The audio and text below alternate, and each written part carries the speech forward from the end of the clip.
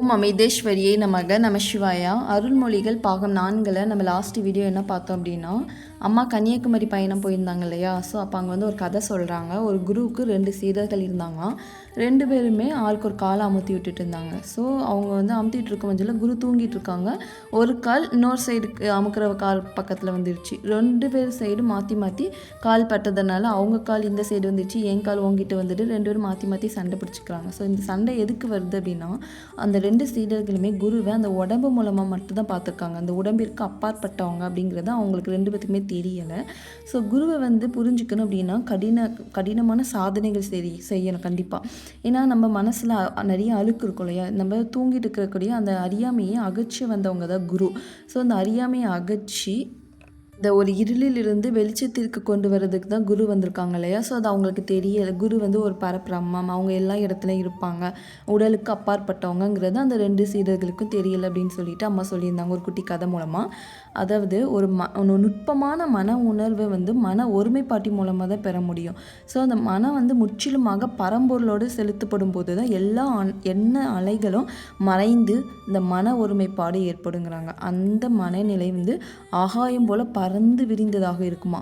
அப்போ அதுக்கு வந்து நிறைய ஆன்மீக சாதனை பயிற்சி பண்ணணும், குருக்குள்ளே ஒன்றணும். குருக்குள்ளே நுட்பமான உணர்வு தான் குரு. அப்போது அந்த நுட்பமான உணர்வுகளுக்கு மேலே உள்ள அறியாமையை அகற்றணும்.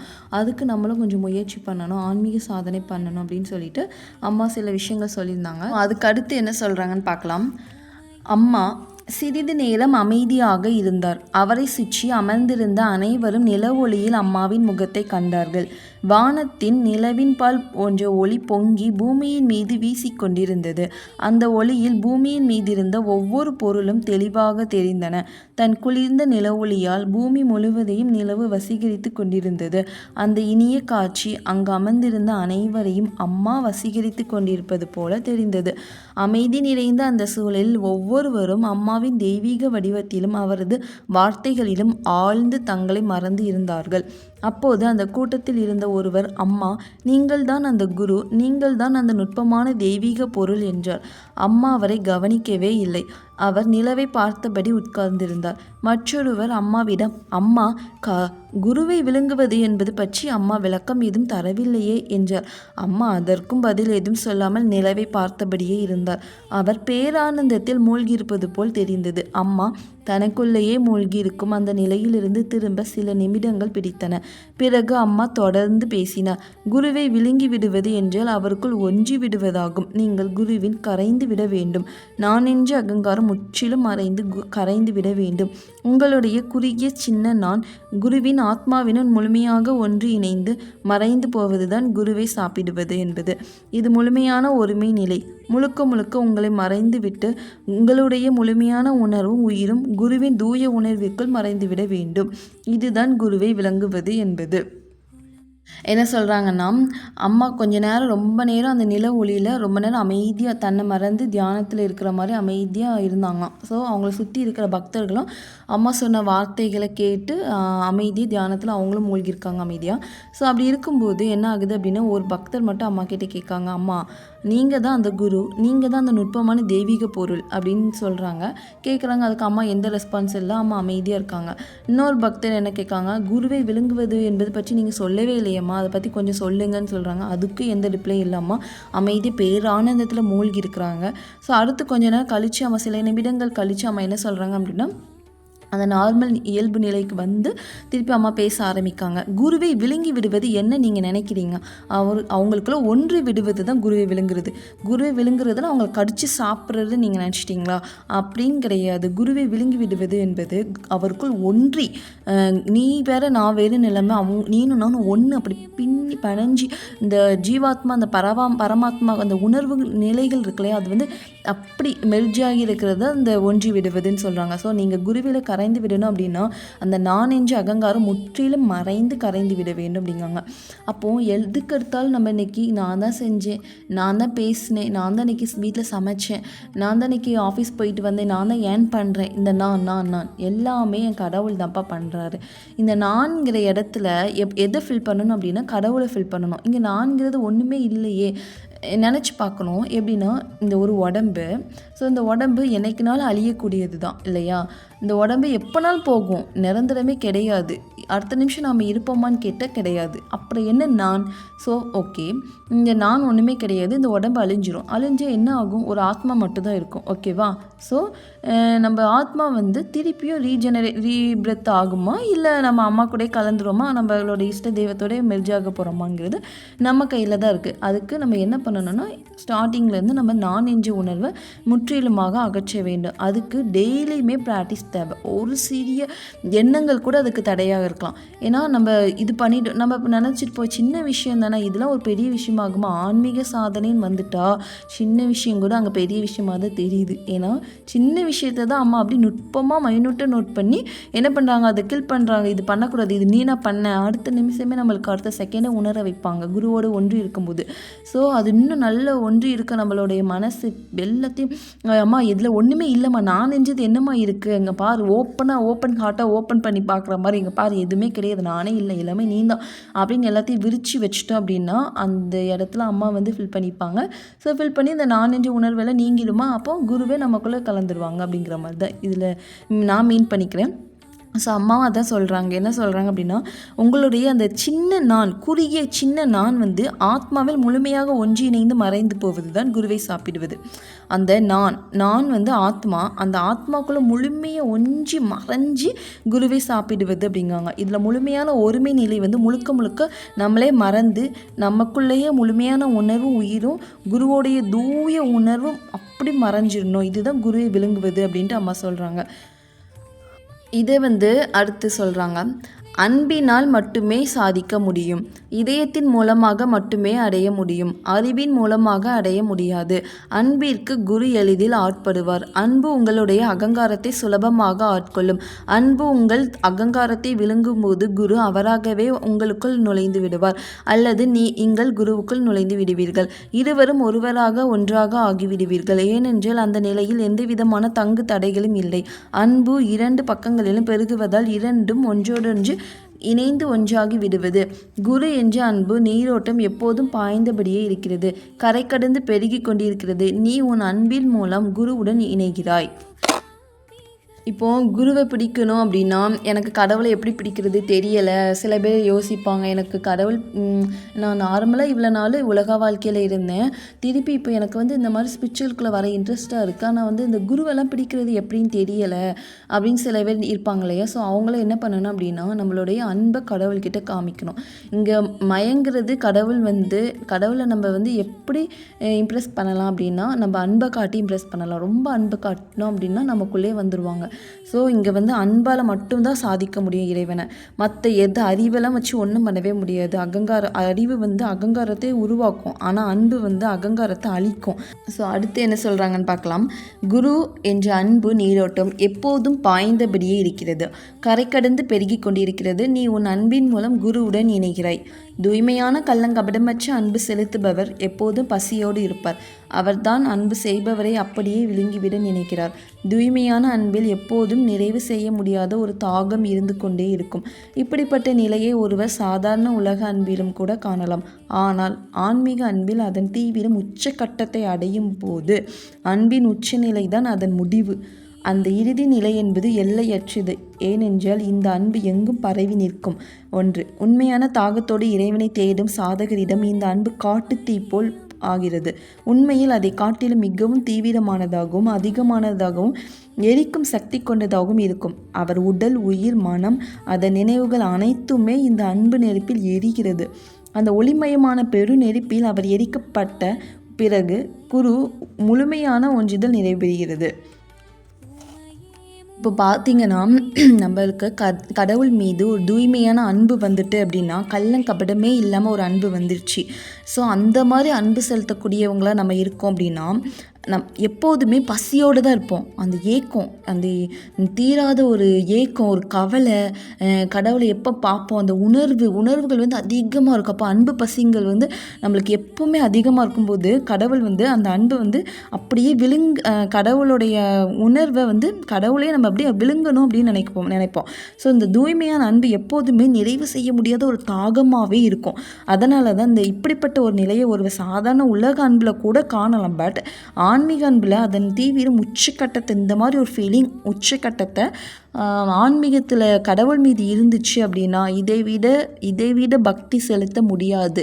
இதுதான் உயர்ந்த நிலை பக்தின்னு சொல்கிறாங்க. ஸோ நம்மளுடைய உணர்வுகள் அனைத்தும் இறைவன் மீது போடும்போது இறைவனோடு நம்ம பின்னி பணைஞ்சி அந்த உணர்வுகளை திளைச்சி இருக்கும்போது தான் அந்த பசி தீர்க்குது.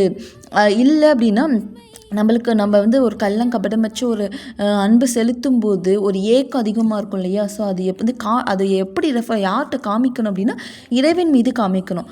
அது இல்லாமல் உலக வாழ்க்கையில் மனிதர்களோட பக்கத்து வீட்டிலையோ அக்கம் பக்கத்தில் வீட்டில் உள்ளவங்களையோ இல்லை கணவன் மீதோ மனைவி மீதோ இல்லை குழந்தைகள் மீதோ காட்டணும் அப்படின்னா அது பற்றுவா மாறிடுது, உலக மாயை ஆயிடுது. ஸோ அந்த மாயையை அப்படியே எடுத்து அந்த மாயையில் இறைவனை போட்டு ஃபில் பண்ணோம் அப்படின்னா இதை விட உயர்ந்த பக்தி இல்லை அப்படிங்கிற மாதிரி சொல்கிறாங்க. ஸோ இப்போ இங்கே என்னது மிக உயர்ந்த என்னது பக்தி. அந்த பக்தி இந்த உலக வாழ்க்கையில் பின்னி பணைஞ்சி மனைவி மக்கள் குடும்பம் அப்படின்னு சொல்லி பின்னி பணைஞ்சிட்டு இருக்கிற உறவுகளை அனைத்துமே எடுத்து இறைவன் மீது போட்டு இறைவன் மீது அப்படியே ரெஃப்ளெக்ட் பண்ணோம் அப்படின்னா அதுதான் பக்தி. ஸோ இது தெரியாமல் தான் நம்ம பந்த பாசத்துலலாம் மூழ்கிக்கிட்டு இவ்வளோ நாள் இருந்திருக்கோம். சரி, தெரிஞ்சதுக்கப்புறமும் நம்ம மூழ்கிட்டு இருக்கணும்னு அவசியம் இல்லை. ஏன்னா அதுலேருந்து வெளியில் வர கொஞ்சம் கஷ்டமாக தான் இருந்துச்சு எனக்கெலாம். டக்குன்னு வெளியிலலாம் வர முடியலை. அந்த மாயைங்கிறதுலேருந்து மாயினா பேய் மாதிரி தான் எனக்கு தான். ஸோ அதுலேருந்து எப்படி வெளியே வருது? நான் கட்டாயமாக என்னோடய குரு தான் என்னை சேஃபாக அப்படி எடுத்துகிட்டு வந்தாங்க மேற்கால. அப்போ இப்போ எனக்கு அந்த மாயையிலேருந்து மாயையாக வேண்டாம், என்னோடய கடவுள் தான் எனக்கு பெஸ்ட்டு அப்படிங்கிற மாதிரி ஃபீல் ஆகுது. ஸோ இந்த மாயையிலேருந்து வெளியே வரணும் அப்படின்னா கடவுளை பிடிக்கணும். கடவுள்னா குருவை பிடிச்சிட்டோம் அப்படின்னா நம்மளை மெதுவாக அப்படி தூக்கிடுவாங்க. குருவை பிடிக்கலை அப்படின்னா கட்டாயம் இந்த மாயையில் சிக்கிப்போம், நிறைய கஷ்டங்கள் வரும். ஏன்னா இந்த உலக வாழ்க்கையில் நிம்மதியாக வாழவே முடியாது யாருனாலுமே. ஸோ நிறைய துன்பங்கள் வந்துகிட்டே தான் இருக்கும். என்னைக்கு நல்லா இருப்போமா எக்ஸ்பெக்ட் பண்ணுவோம், நாளைக்கு நல்லா இருப்போமா எக்ஸ்பெக்ட் பண்ணுவோம். ஸோ நம்மளுடைய சந்தோஷங்கள் அனைத்துமே எக்ஸ்பெக்டேஷன்லேயே இருக்கும்.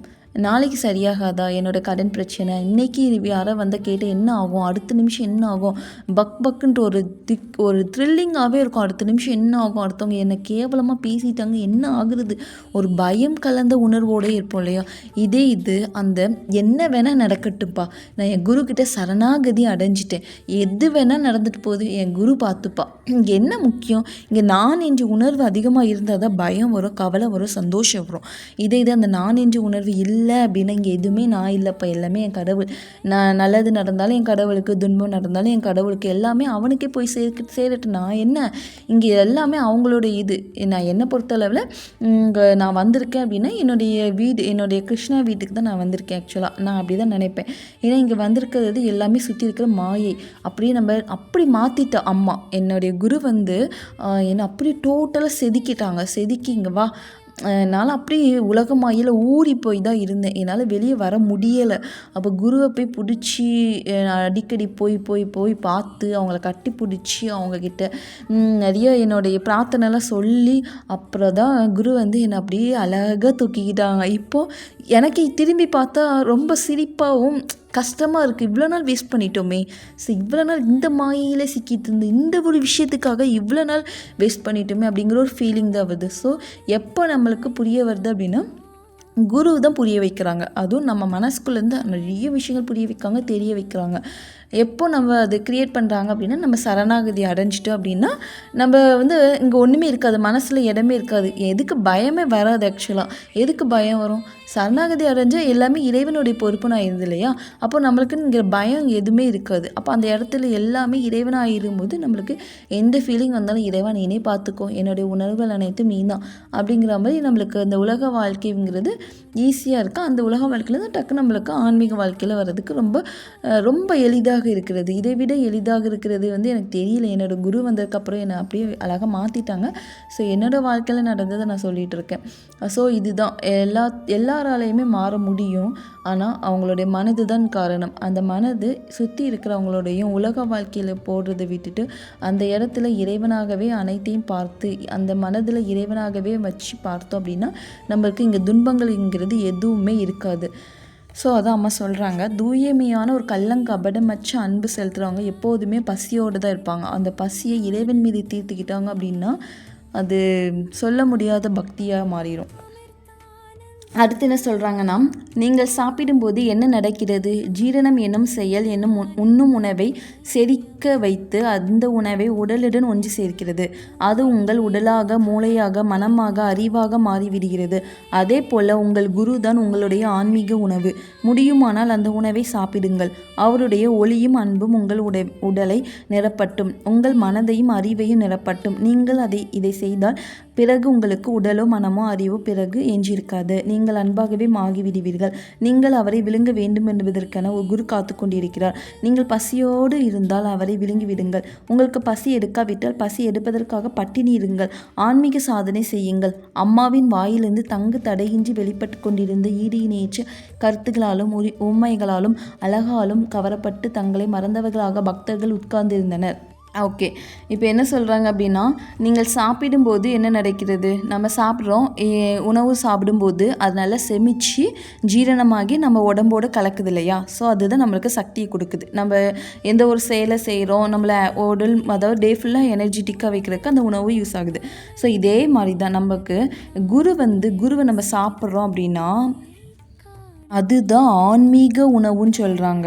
ஸோ அந்த உணவை நம்ம டெய்லியுமே சாப்பிடணும். அந்த உணவு குருவை சாப்பிடணுங்கிறது சாதாரண விஷயம் கிடையாது. அதை டெய்லியுமே சாப்பிடணும். நம்ம அந்த உணவை சாப்பிடும்போது நம்மளுடைய உடம்பு அந்த ஒளியாலே நிரம்பிடுமா, குருவுடைய ஒளியால் ஃபுல்லாக நிரம்பியிருப்போம்.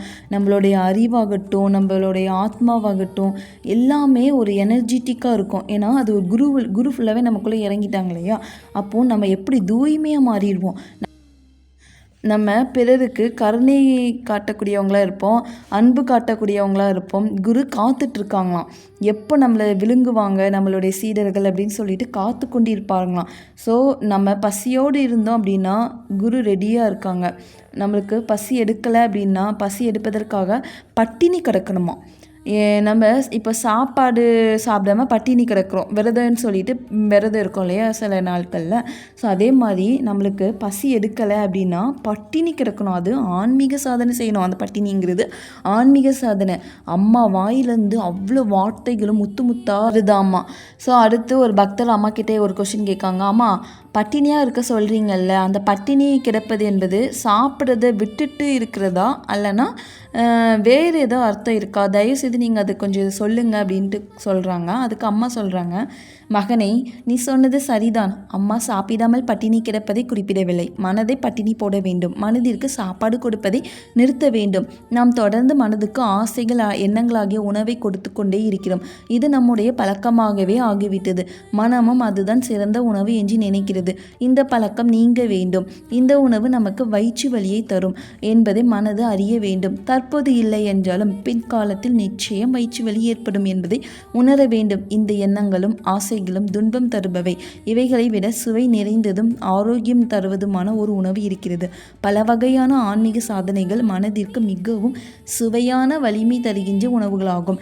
ஒரு முறை நீங்கள் இந்த உணவை சுவைத்துவிட்டால் பிறகு கடவுளின் பெயரை சொல்வது, ஜபம், தியானம் போன்ற பல வகையான ஆன்மீக உணவுகளை உங்கள் மனதிற்கு தொடர்ந்து ஊட்டிக்கொண்டே இருப்பீர்கள். இந்த உணவுகளால் ஆன்மீக பசி கொஞ்சம் கொஞ்சமாக அதிகமாகி அடக்கவே முடியாத கொடூர பசியாக மாறிவிடும். அப்போது நீங்கள் கடவுளை அப்படியே விழுங்கிவிட விரும்புவீர்கள். அதை அடைவதற்கு மனதை பட்டினி போடுங்கள். உலக ஆசைகளையும் எண்ணங்களையும் அழிப்பதை நிறுத்தி வைத்து மனதை பட்டினி போடுங்கள் அப்படின்னு அம்மா சொல்கிறாங்க. இதை சொல்லிவிட்டு சிறிது நேரம் அமைதியாக இருக்காங்க. எங்கும் பேரமைதி பரவி நிற்குது. ஸோ பிறகு பாலுவை பஜனை பாட சொன்னார். பாலு பாடத் துவங்கினார். அதாவது அம்மா என்ன சொல்கிறாங்க அப்படின்னா, நம்ம உணவு சாப்பிடாமல் இருக்கோம் இல்லையா, இப்போ சாப்பிடாமல் பட்டினி கிடப்பதை அம்மா சொல்லலை, மனதை பட்டினி போட சொல்கிறாங்க. மனதை பட்டினி போடுறதுங்கிறது சாப்பாடு கொடுப்பதை நிறுத்த வேண்டும். மனதுக்கு என்ன சாப்பாடு கொடுக்குறோம்? மனதுக்கு நம்ம என்ன சாப்பாடு கொடுக்குறோம் நமக்கே தெரியும். என்னது? நமக்குள்ள ஆசைகள், எண்ணங்கள், வேறு என்ன கொடுப்போம்? எல்லாமே ஆசையில் எல்லாமே வந்துடும். அப்புறம் நம்மளுடைய தேவையில்லாத எண்ணங்கள், இதுதான் அந்த சாப்பாடு. மனதுக்குள்ள சாப்பாடு இதுதான். ஸோ இந்த சாப்பாடு கொடுக்கறது ஸ்டாப் பண்ணு. எண்ணம் தான் அந்த மனதுக்கு கொடுக்கக்கூடிய உணவு அப்படிங்கிறாங்க. இது நமக்குள்ள ஒரு பழக்கமாகவே இருக்கு இல்லையா? இந்த பிறவி மட்டும் இல்லை, எத்தனை பிறவி எடுத்திருப்போம் சொல்லுங்கள். பல பிறவிகளாக இந்த எண்ணத்தை அடக்க முடியாமல் தானே இவ்வளோ கஷ்டப்படுறோம். ஸோ அந்த மனதுக்கு உணவு கொடுக்காத, ஸ்டாப் பண்ணு. அந்த எண்ணத்தை உருவாக்காத, ஆசைப்படாத. ஏன் படுற? எதுக்கு ஆசை? இங்கே எதுவுமே நிரந்தரம் இல்லை. எதுக்கு உனக்கு இந்த ஆசை வருது? இருக்கிறத அட்ஜஸ்ட் பண்ணி வாழு. சாப்பிட்றதுக்கு சாப்பாடு இருக்கா, அது போதும். இருக்கிறதுக்கு இடம் இருக்கா, உடுக்கிறதுக்கு உடை இருக்கா, இதுக்கு மேலே உனக்கு என்ன ஆசை வந்துடுச்சு? ஆசை வந்துட்டு அப்படின்னா அங்கே அழிவு இருக்குன்னு அர்த்தம். எண்ணம் எதுக்கு வருது? உனக்கு எல்லாமே மாயை, எல்லாமே பொய்ன்னு தெரியுது இல்லையா?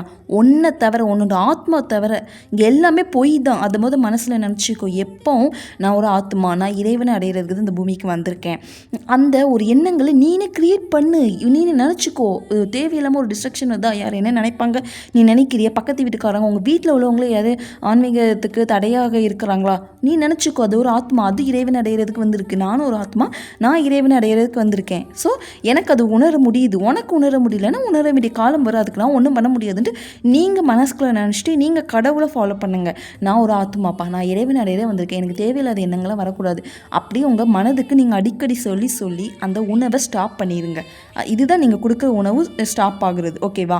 ஸோ தேவையில்லாமல் எண்ணங்கள், வீட்டில் சண்டை வருதா, ஸ்டாப் பண்ணி. எதுக்கு சண்டை வருது? சரணாகதி அடைஞ்சிடுங்க. இதை விட வேறு பெட்டரான ஐடியா எதுவுமே கிடையாது. ஈஸியாக சரணாகதி அடைஞ்சிட்டோம் அப்படின்னா நம்ம கவலையே பட வேண்டாம். அப்படியே ஒரு பேர்டு எப்படி பறக்கும், பறவைகள் அவ்வளோ அழகாக சந்தோஷமாக பறக்கல, அதே மாதிரி நம்ம இறைவனோடு பறந்துட்டுருப்போம். ஸோ இதுதான் நம்ம மனதுக்கு உணவு கொடுக்கறத நிறுத்தணும். ஏன்னா இவ்வளோ நாளாக நம்ம இதுதான் நமக்கு ஒரு சிறந்த உணவு அப்படின்னு சொல்லிட்டு மனது நினச்சிட்டே இருக்குது. ஏன்னா பலவித ஆசைகள், பலவித எண்ணங்கள் அப்படி சூழ்ந்து இருக்கும் இல்லையா? ஸோ அந்த மனசு அது அடிக்ட் ஆகிட்டு அப்படி, இதுதான் நல்லது போல் அப்படின்னு சொல்லிட்டு அதுக்கு நல்லதை பார்த்தா நல்லதுன்னு தோணுது. பழகி போனதுக்கு அதுக்கு தான் ஆசைப்படும். பழகி போனது என்னது? பல ஆசைகள் இருக்கும், பல எண்ணங்கள் அது க்ரியேட் ஆகிட்டே இருக்கும் இல்லையா? அதுக்குதே அது திரும்பி போயிட்டே இருக்கும். அதுக்கு இது ரொம்ப பழக்கப்படுத்தி ஆயிடுச்சு இல்லையா? எத்தனை பேரவே அதே வாசனை எடுத்து வந்திருக்கோம். ஸோ இந்த பிறவியில் அதே வாசனையோடு வந்ததுனால நம்ம இப்போவும் அதுக்கே ஆசைப்பட்டு இருப்போம். பல உலக பொருட்கள், பல விதமான மோகம், என்ன வேணால் வச்சுக்கலாம்.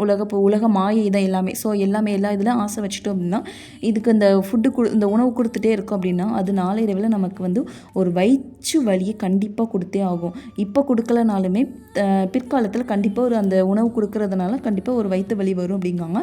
ஆனால் இந்த உணவு கண்டிப்பாக துன்பம் தரக்கூடியது தான், எண்ணங்களும் ஆசைகளும்.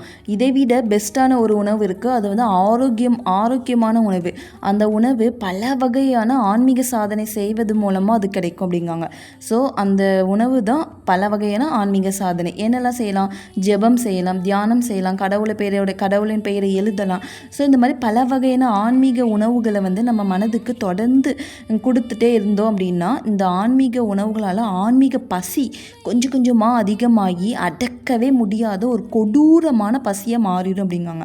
அப்போது நம்ம என்ன பண்ணுவோம்? கடவுளை அப்படியே விழுங்கி விடணும் அப்படின்ட்டு நம்ம ரொம்ப ஆர்வமாக இருப்போமா. கடவுளை அப்படி விழுங்கிடணும், அப்படி முழுங்கிடணும், அப்படி சாப்பிடணும் அப்படிங்கிற ஒரு எண்ணம் நம்மளுக்கு அதிகமாக வரும். அதை அடையிறதுக்கு நம்மளுடைய மனசு ரொம்ப பட்டினியே கிடக்கணும். அப்போது இந்த உலக ஆசைகளோட எண்ணங்களை அழிப்பதை நிறுத்திட்டு மனதை பட்டினி போடுறது சொல்கிறாங்க. மெயின் காரணம் இங்கே ஆசையை நிப்பாட்டணும், எண்ணங்களை கட்டுப்படுத்தணும். இந்த ரெண்டையும் கட்டுப்படுத்திட்டோம் அப்படின்னா நம்மளுடைய ஆன்மீக சாதனை அந்த இடத்துக்கு வந்துருமா? அந்த ஆன்மீக சாதனை தான் இங்கே ஒரு ஆரோக்கியமான உணவுன்னு சொல்கிறாங்க. இந்த ஆரோக்கியமான உணவு கொடுத்தோம் அப்படின்னா பிற்காலத்துலனா என்ன, கொஞ்ச நாள்லேயே அந்த உணவு கொடுக்கும்போது அது ஹெல்த்தி ஃபுட்டாக மாறிடுது இல்லையா? அப்போ நம்மளுக்கு அந்த ஆன்மீக உணவு கொடுக்க அந்த பசி பட்டினி அதிகமாகுமா. அந்த மனதை அப்படியே பட்டினி கொலை பட்டினி, அந்த கொடூர பட்டினின்னு சொல்லுவாங்க இல்லையா? பசி, கொடூர பசின்னு சொல்லுவாங்க இல்லையா? அந்த அடக்கவே முடியாத ஒரு கொடூர பசியாக மாறிடுமா.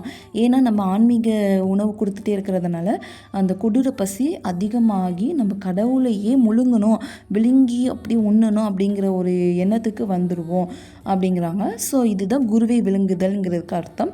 இதுக்கு நம்ம அடையணும் அப்படின்னா கண்டிப்பாக நம்மளுடைய எண்ணங்களும் ஆசைகளும் கண்டிப்பாக அழிக்கணும்னா இன்றைக்கி எடுத்த நாளைக்கு முடிக்கிற கதை கிடையாது. ஸோ நம்மளுடைய ஒரு நிமிஷம் விடாமல் நம்மளுடைய எண்ணங்களை விஷயங்களை சாட்சியாக இருந்து வேடிக்கை பார்க்கணும். தேர்ட் பர்சனாக இருந்து அது என்ன தான் பண்ணுதுன்னு பாரு. ஸ்டாப். இப்போ பாரு, உனக்கு என்ன நடந்துச்சு, நீ ஏன் அவங்கள பற்றி இது பொருள் பேசுறியே, உனக்கு கொஞ்சமாக நியாயமாக இருக்கா? இங்கே கடவுளுங்கிற ஒருத்தருக்கு உணவு கொடுக்காம நீ அடுத்தவங்களுக்கு உணவு கொடுத்துட்ருக்கே, இது உனக்கு நியாயமா? அது ஒரு மாயை. அடுத்தவங்கிறது ஒரு மாயை. பட் அது ஒரு ஆத்மா, அதுவும் இறைவன் தான். ஆனால் நீ நினச்சிக்கோ அது ஒரு மாயை தான். ஏன்னா அப்படி நினச்சா மட்டும்தான் உனக்கு இறைவன் பெருசாக தெரிவார். இந்த இறைவனுக்கு உணவு கொடுக்கணும் இல்லையா? அந்த உணவு தான் ஆன்மீக உணவு. என்ன பண்ணலாம்? ஜெபம் பண்ணலாம். ஸோ தியானம் பண்ணலாம். இதை விட பெஸ்ட் உணவே கிடையாது.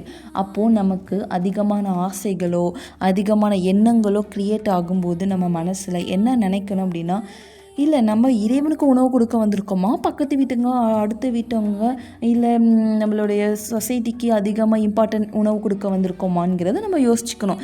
இது பெருசா அது பெருசா, இல்லை என் கடவுள் தான்ப்பா பெருசு. அடுத்து இன்னொரு எண்ணங்கள் வரும். இன்றைக்கி என்ன பண்ணலாம், இன்றைக்கி ஒரே டல்லாக போகுது, என்ன பண்ணலாம் அடுத்து. ஸோ இந்த லேசினஸ், இந்த சோம்பேறித்தனம் பெருசா, என் கடவுள் பெருசா, என் கடவுள் தான் பெருசு. அப்போ கடவுளுக்கு என்ன பண்ணலாம்? நாம ஜெபம் சொல்லலாம். இல்லை தியானம் பண்ணலாம். கடவுளுடைய ஏதாச்சும் நம்ம மூவி பார்க்குறோம், ஒரு பிரேம பக்தியில் இருக்கிறோம் அப்படின்னா நான் கடவுளாக இமேஜின் பண்ணி நான் அந்த ஹீரோயினை கூட நான் கனெக்ட் பண்ணி பார்க்கலாம். ஸோ இந்த மாதிரி நம்மளால் என்னென்ன பண்ண முடியுமோ கடவுளோட கனெக்ட் பண்ணி பார்க்கும்போது நம்ம அந்த ஆன்மீக உணவு நமக்குள்ளேயே அறியாமலே நம்ம ஊட்டிகிட்டு இருக்கோம். ஸோ நாளடைவில் நமக்குள்ளே அந்த கொடூர பசி அதிகமாகி நம்ம குருவே முழுங்கிடுவோம் அப்படின்னு சொல்கிறாங்கம்மா. அடுத்து பார்ப்போம். இப்போது இரவு 11 மணி. குழந்தைகளை எல்லோரும் படுக்க செல்லுங்கள் என்று அம்மா கூறினார். பக்தர்கள் எல்லோரும் அம்மாவின் திருவடிகளை வணங்கி எழுந்து தங்கள் அறைகளுக்கு சென்றார்கள். அம்மா காயத்ரியோடு மேலும் நீண்ட நேரம் அந்த வேப்ப மரத்தடியிலேயே உட்கார்ந்திருந்தார். காயத்ரியின் மடியில் தலை வைத்து கால்களை நீட்டி படுத்து கொண்டார். நடு இரவான போது எழுந்து காயத்ரியுடன் தமது அறைக்கு சென்றார். அம்மாவிடம் விடை பெற்று உறங்குவதற்காக வந்த பிரம்மச்சாரிகளில் சிலர் படுத்து உறங்கவில்லை. தங்கள் படுக்கைகளில் அமர்ந்து கொண்டு அம்மா அன்று பேசியதை பற்றி விவாதிக்க ஆரம்பித்தார்கள். பின்னிரவில் துவங்கிய அவர்களுடைய விவாதம் ஒரு வழக்காக மாறியது. அம்மாவின் ஆழ்ந்த ஞானம் நிறைந்த வார்த்தைகள் ஒவ்வொன்றுக்கும் ஒவ்வொருவரும் தங்கள் மனதில் தோன்றிய ஒவ்வொரு விளக்கத்தை கூறினார்கள். உற்சாகம் நிறைந்த அந்த வாதம் தொடர்ந்து கொண்டே இருந்தது. அப்போது அந்த அறையின் கதவு தட்டப்படும் சத்தம் கேட்டது. இரவு நேரம் 1:30 மணிக்கு மேலாகி விட்டிருந்தது. இந்த நேரத்தில் யார் வந்து கதவை தட்டுகிறார்கள் என்று எல்லோருக்கும் ஆச்சரியமாக இருந்தது. அந்த விடுதியின் காவல்காரர் அல்லது காப்பாளராக இருக்கலாம் என்று நினைத்தபடி கதவை திறந்தார்கள். அங்கே அம்மா நின்று கொண்டிருந்தார். அவருக்கு பின்னால் சற்று தள்ளி காயத்ரி நின்றார். அதை கண்டு எல்லோரும் ஆச்சரியமும் அச்சமும் அடைந்தனர். அம்மாவின் பார்வையில் கோபம் கொப்பளித்தது. பயணம் துவங்குவதற்கு முன் அம்மா சொன்னவற்றை அதற்குள்ளாகவா மறந்துவிட்டீர்கள்? இப்போது இரவு 1:30 மணி ஆகிறது. இந்த நேரத்தில் இப்படி சத்தம் போட்டு பேசுவது தப்பு என்று உங்களுக்கு தெரியவில்லையா? இங்கே நீங்கள் மட்டுமா தங்கியிருக்கிறீர்கள்? இது கூட உங்களுக்கு தெரியாதா? இங்கே நிறைய பேர் நம்முடன் வந்திருக்கிறார்கள். வேறு பலரும் தங்கியிருக்கிறார்கள். சத்தம் போட்டு அவர்களது தூக்கத்தை ஏன் கெடுக்கிறீர்கள்? சத்சங்கம் பற்றி உங்கள் கருத்தை பரிமாறிக்கொள்வது நல்லதுதான். ஆனால் அதை பற்றிய விவாதத்தை ஆரம்பித்து உங்கள் கருத்து மட்டுமே சரியானது என்று பிடிவாதம் பிடிப்பது, சத்தம் போடுவது இதெல்லாம் முற்றிலும் தவறானது. இவ்வாறு செய்வதன் மூலம் நீங்கள் உங்கள் மனதை மிகவும் குறுக்கிக் கொள்கிறீர்கள். விவாதம் செய்து சண்டை போடுவது என்பது கருத்துக்களை பரிமாறிக்கொள்வது, பகிர்ந்து கொள்வதிலிருந்து வேறானது. பகிர்ந்து கொள்வது என்றால் ஒருவர் கூறுவதை ஒருவர் கவனித்து கேட்பதும், சிந்தித்து பேசுவதும், கருத்துக்களை சொல்வதும் ஏற்றுக்கொள்வதும் ஆகும். இது உங்களிடம் பரந்த மனப்பான்மையை வளர்க்கும். இது நீங்கள் வளருவதற்கு துணை செய்யும். இதில் எந்தவிதமான தவறும் இல்லை, தீமையும் இல்லை. ஆனால் தர்க்கம் செய்யும் போது நீங்கள் பிறர் சொல்வதை கவனிப்பதே இல்லை. உங்கள் கருத்தை மட்டுமே வலியுறுத்துகிறீர்கள். மற்றவர்கள் சொல்வது சிறந்த கருத்தாக இருந்தாலும் அதை கேட்பதே இல்லை. இவ்வாறு செய்வதன் மூலம் நீங்கள் உங்களை குறுக்கிக் கொள்கிறீர்கள், சின்ன அடைப்புக்குள் அடைத்துக் கொள்கிறீர்கள். இது ஆபத்தானது. அதோடு அம்மா சொன்னவை அனைத்தும் சிந்திப்பதற்கும் தியானிப்பதற்கும் உரியவை, வாதிப்பதற்கும் சண்டையிடுவதற்கும் அல்ல. அது நடைமுறையில் செயல்படுத்துவதற்கே அன்றி அலசி ஆராய்வதற்கு அல்ல. உங்கள் அறிவால் துண்டு துண்டாக வெட்டி கூறு போடுவதற்காக அல்ல. இவ்வாறு பேசிவிட்டு அம்மா அங்கிருந்து சென்று விட்டார். பக்தர்களும் பிரம்மச்சாரிகளும் தங்கள் செயலுக்காக மிகவும் வருந்தினர். அவர்கள் யாரும் ஒன்றும் பேசவில்லை. விளக்கை அணைத்து விட்டு படுத்தார்கள். சில நிமிடங்கள் கழிந்தன. மறுபடியும் கதவு தட்டும் சத்தம் கேட்டது. படுத்திருந்த அனைவரும் உடனே படுக்கையிலிருந்து துள்ளி எழுந்து விளக்கை போட்டுவிட்டு கதவை திறந்தனர். வெளியே அம்மா நின்று கொண்டிருந்தார். அப்போது அம்மாவின் முகத்தில் கனிவான புன்னகை தவழ்ந்து கொண்டிருந்தது.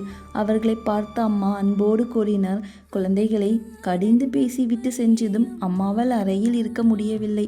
மனம் அமைதியில்லாமல் தவித்தது. குழந்தைகளே, உங்களை அம்மா திட்டியதற்காக வருத்தப்படுகிறீர்களா? எல்லோரும் சேர்ந்து ஒரே குரலில் இல்லை அம்மா, இல்லை, கொஞ்சம் கூட வருத்தம் இல்லை என்றார்கள். ஒரு பக்தர் அம்மாவிடம், அம்மா, நாங்கள் தான் தவறு செய்தோம். சத்தம் போட்டு இந்த நள்ளிரவு நேரத்தில் அப்படி பேசியிருக்கக்கூடாது அம்மா. நாங்கள் ஒன்றும் அறியாத குழந்தைகள் என்று சொல்லிவிட்டு அழ ஆரம்பித்து விட்டார். மிகுந்த அன்போடு அம்மா அந்த பக்தரையும் மற்றவர்களையும் தேற்றினார். தன் கையில் வைத்திருந்த வாழைப்பழத்தை சிறு சிறு துண்டுகளாக்கி எல்லோருக்கும் ஊட்டினார். பிறகு ஆறுதலாக சில வார்த்தைகள் பேசினார். குழந்தைகளே, வருந்தாதீர்கள். உங்களுக்கு எது நல்லதோ, உங்களை ஆன்மீகத்தில் எவை வளர்க்குமோ அவைகளை மட்டுமே அம்மா செய்வேன். அம்மாவால் அதற்கு மாறாக எதையும் செய்ய முடியாது. அம்மாவுக்கு தன் குழந்தைகளிடம் இதை செய்வதற்கான சுதந்திரம் இருப்பதாக நினைக்கிறேன்.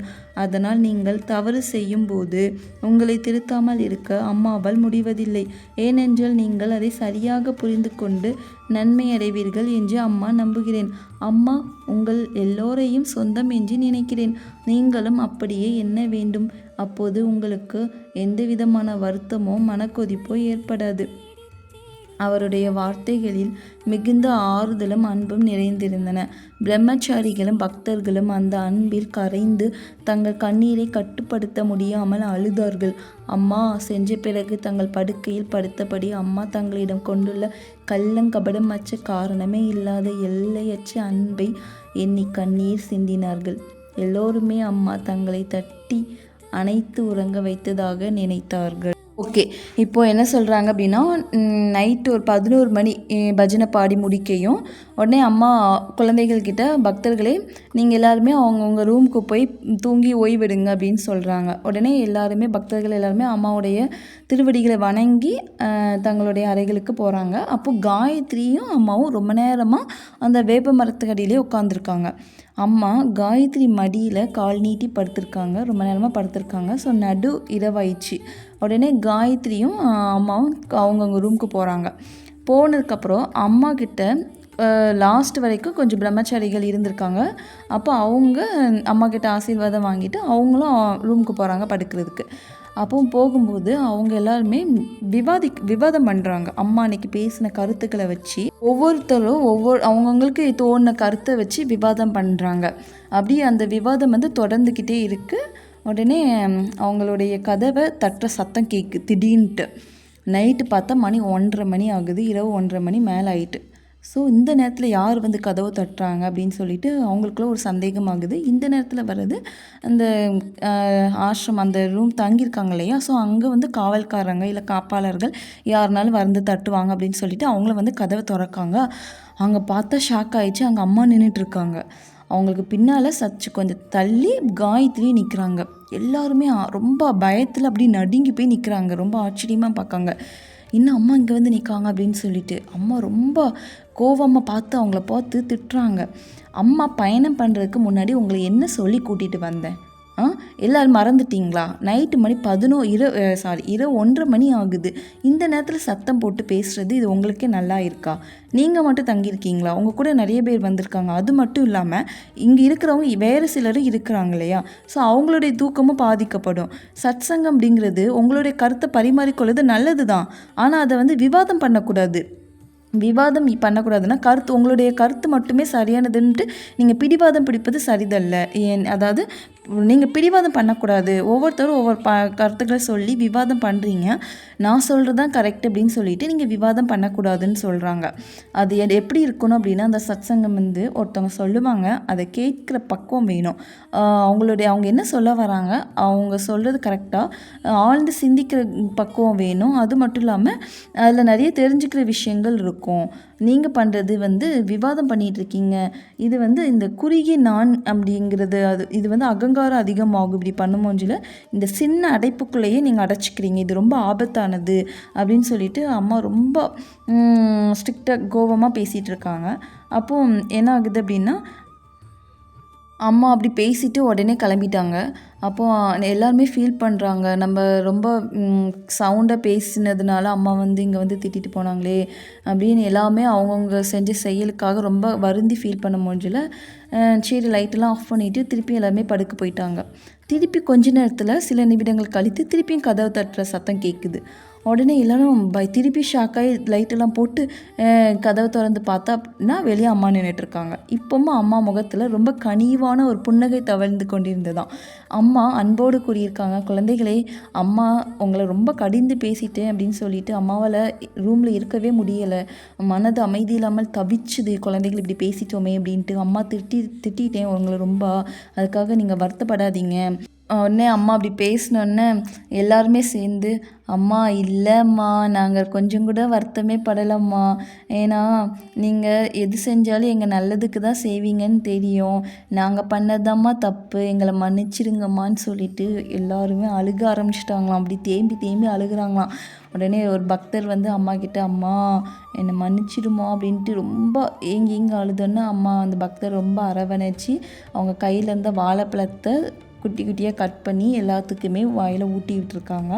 அப்புறம் ஆறுதலாக பேசியிருக்காங்க, குழந்தைகளை வருந்தாதீங்க, உங்களுக்கு எது நல்லதோ அதுதான் அம்மா செய்வேன், அம்மா உங்களுக்கு எதிராக எதையுமே செய்ய மாட்டேன், அதனால் நீங்கள் வருத்தப்படாதீங்க, நீங்கள் தவறு செய்யும்போது உங்களை திருத்தாமல் இருக்க அம்மாவால் முடியவே இல்லை, ஏன்னா நீங்கள் அதை சரியாக புரிஞ்சுக்கிட்டீங்க அப்படின்னா நன்மையை தான் அடைவீங்க, அதனால் அம்மா எல்லாரையுமே சொந்தமாக தான் நினைக்கிறேன், நீங்கள் அப்படியே என்ன வேண்டும் அப்படின்னு அம்மா சொல்லி அவங்களுடைய வருத்தத்துலேருந்து மீட்டெடுக்கிறாங்க.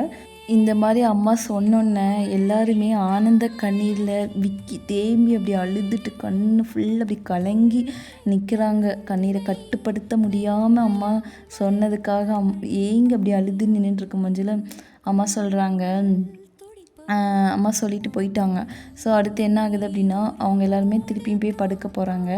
அவங்களால முடியலை, ஏன்னா அம்மாவுடைய கருணை தானே, கள்ளங்கபடமே இல்லாமல் அன்பு கருணையை காட்டி தன்னுடைய குழந்தைகளை அரவணைக்கிறாங்க இல்லையா, அதை நினச்சி அந்த பக்தர்கள் எல்லாம் உருகி போய் அவங்களுடைய இடத்துல போய் படுக்க போகிறாங்க.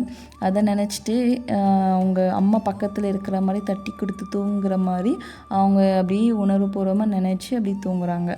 ஸோ என்ன சொல்கிறதுனே தெரில, எனக்கு இது படிக்க முடிஞ்சில் அழுகையே வந்துருச்சுமா, உன்னுடைய கருணை தான்மா, என்ன சொல்கிறது, வார்த்தைகளை விவரிக்க முடியலை, அது உணர்வுபூர்வமாக அனுபவிச்சா தானே முடியும்.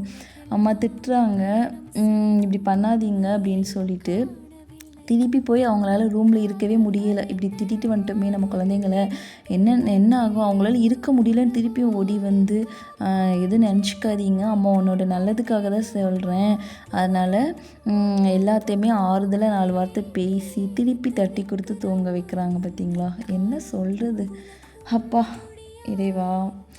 அடுத்து என்ன பார்க்கலாம் அப்படின்னா, அடுத்து என்ன சொல்கிறாங்க, 1984 ஏப்ரல் 21 சனிக்கிழமை காலையில் எல்லோரும் அருகில் இருந்த புனித ஸ்தலமான மருத்துவா மலைக்கு சென்றார்கள். அங்கு ஆயுர்வேத மருந்துகள் தயாரிப்பதற்கான மூலிகைகள் நிறைய விளைவதால் இதற்கு மருத்துவா மலை என்று பெயர். பழைய புராணங்கள் இந்த மலை தோன்றியது பற்றி நிகழ்ச்சிகளை கூறுகின்றன. இராவணனோடு நடத்திய போரில் லட்சுமணன் நாகபாசத்தால் தாக்கப்பட்டு விழுந்து விட்டான். லட்சுமணனை பிழைக்க வைக்க சில மருந்துகளை கொண்டு வரும்படி அனுமான் அனுப்பி வைக்கப்பட்டார். சஞ்சீவி மலையில் மூலிகைகளை எடுத்து வர செஞ்ச அனுமான் அந்த மலை மீது மூலிகைகளை தேடிக்கொண்டிருக்க நேரமில்லாததால் மலையை அப்படியே பெயர்த்து எடுத்துக்கொண்டு இலங்கைக்கு சென்றார். அப்படி செல்லும் வழியில் அந்த மலையின் ஒரு பகுதி கன்னியாகுமரிக்கு அருகில் விழுந்தது.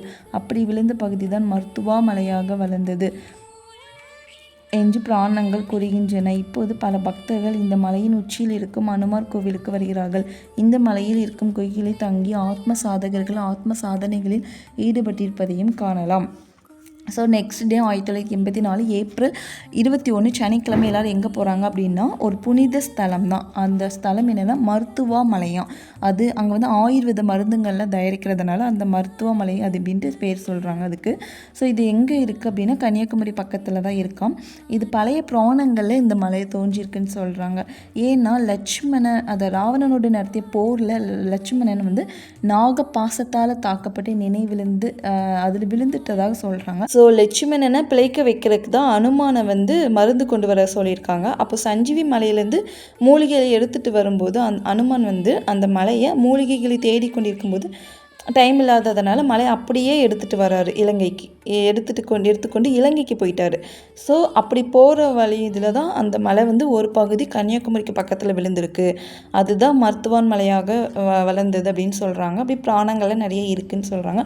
ஸோ இங்கே தான் அம்மா அடுத்த நாள் போகிறாங்க. இங்கே நிறையா ஆத்ம சாதகர்கள் ஆத்ம சாதனைகளில் ஈடுபடுவாங்க இந்த குகைகளை தங்கி அப்படின்னு சொல்கிறாங்க. அதில் வந்து அனுமான் கோவில் இருக்கான். ஸோ இங்கே வந்து நிறைய தியானம்லாம் பண்ணுவாங்களாம் அந்த அனுமான் கோவிலில். ஓகே, இன்னையோட இந்த இது முடியுது. நாளைக்கு நாயனார் சுவாமி அந்த மருத்துவன் மலைக்கு பக்கத்தில் தான் பெரிய சாலை இருக்குது. ஸோ அங்கே தான் நாயனார் சுவாமி இருக்காங்க. அதை பற்றி நாளைக்கு பார்க்கலாம். இது வரைக்கும் இன்றைக்கி பார்த்தோம் இல்லையா, அம்மா இதுலேருந்து நல்லா புரியுது அம்மா தன்னுடைய பக்தர்களை எப்படிலாம் காப்பாற்றுறாங்க இல்லையா. ஸோ அவங்களுடைய கருணை அன்பு அங்கே மேலோங்கி நிற்குது. ஸோ நாளைக்கு நாயனார் சுவாமியை பற்றி பார்க்கலாம். இன்றைக்கி இதோடு முடிச்சுக்கலாம். ஓம் அமிர்தேஸ்வரியே நமக நம சிவாயா.